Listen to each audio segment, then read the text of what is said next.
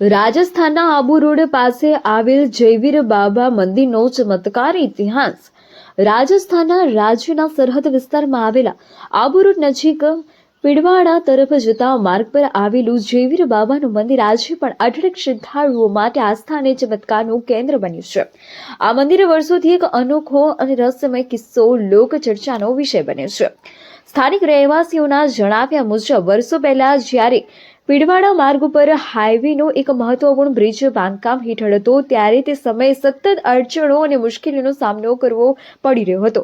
બાંધકામ દરમિયાન મશીનો વારંવાર બગડવા લાગતા, પથ્થરો સરકવા લાગતા અને બ્રિજ નીચે પડી જતો હતો।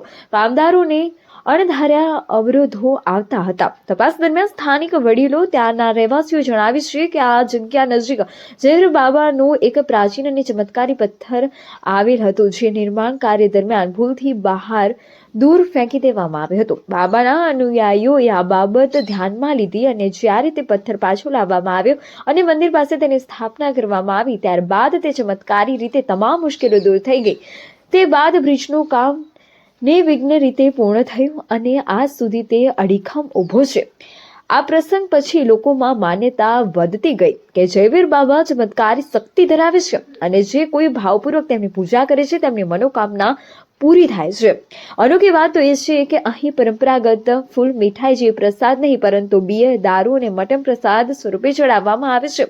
આ પરંપરા વર્ષોથી ચાલતી આવી છે અને સ્થાનિક લોકો જણાવે છે કે જયવીર બાબાને આ પ્રકારની પ્રસાદી ચડાવવાથી તેમની કૃપા પ્રાપ્ત થાય છે। દર વર્ષે અઢળક લોકો અહીં દર્શનાર્થે આવે છે અને બાબાની સમાધિ સમક્ષ નમન કરી પોતાની માનતા અર્પે છે।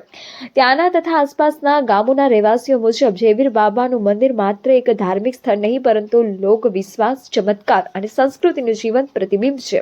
સ્થાનિક લોકો જણાવે છે કે બાબા અંગે અનેક ચમત્કારી પ્રસંગો સમયાંતરે બનતા રહે છે, જેના કારણે આ મંદિરની પ્રખ્યાતિ દૂર સુધી પ્રસરી છે। આ રીતે આબુ રોડ નજીક આવેલું જયવીર બાબાનું મંદિર આજે પણ લોકોના મનમાં વિશ્વાસ, ભક્તિ અને ચમત્કારના જીવન પ્રતીક રૂપે અડગ રીતે સ્થાપિત છે।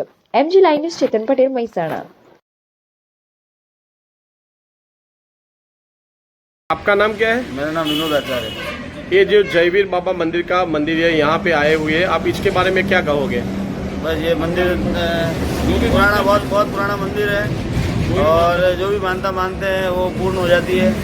और जब भी मतलब जाते हैं यहाँ से तो दर्शन करके जाते हैं। ये मंदिर कौन सी जगह पर आया हुआ है? आबू रोड, ये क्या बोलते हैं, चांदमारी रोड पे जय बाबा का मंदिर है, हनुमान टेकरी रोड पे। आपका नाम क्या है? प्रताप। ये जयवीर बाबा का मंदिर है, इसका बारे में आप क्या कहोगे?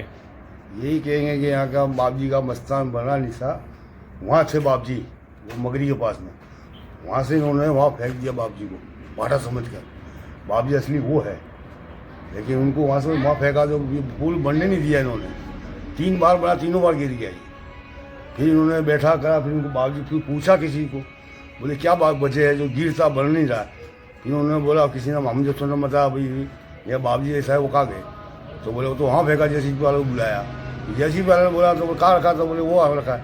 फिर उनको वापस लेकर आज जो बैठा जो पुल पास हुआ, ये भी बाप जी का था। 5-7 साल हुई, 8 साल पहला एक ही रोड था पहले, वो नेक्स्ट वाला, उसके बाद में 1 और 2 बने। और यहाँ पे पब्लिक की दर्शन करने कौन से दिन में आते हैं यहाँ पे ये पब्लिक? रविवार है इनका खास, हर संडे को रविवार के दिन ही आते हैं लोग बाग। यहाँ पे प्रसाद में क्या चढ़ता है? बकरा चढ़ता है, दारू शराब चढ़ती है, सब मीठी प्रसाद भी चढ़ती है। लुक्की बना कर लाओ या कोई आप घुंगरी बना कर लाओ, वो भी आपकी श्रद्धा, आपकी श्रद्धा से जो भी बनाओ। सबसे ज़्यादा कौन सी प्रसादी चढ़ती है यहाँ पे? ये तो बकरा चढ़ता है।